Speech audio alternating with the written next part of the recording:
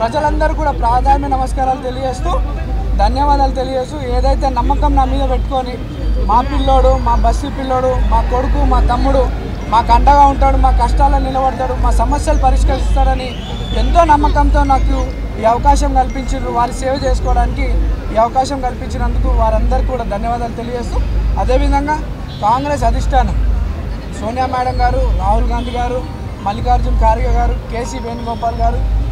అలానే మా ముఖ్యమంత్రి గారు, మా ప్రియతమ నాయకులు మా అన్న రేవంత్ అన్న గారికి, మా అధ్యక్షులు పిసిసి అధ్యక్షులు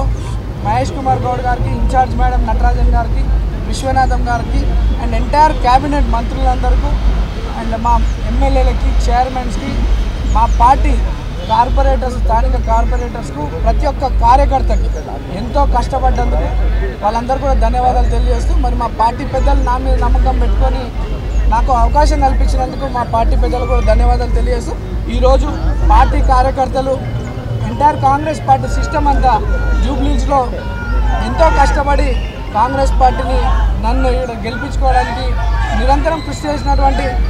ప్రతి ఒక్క కార్యకర్త నుండి ముఖ్యమంత్రి వారికి అధిష్టానం అందరూ కూడా ధన్యవాదాలు తెలియజేస్తూ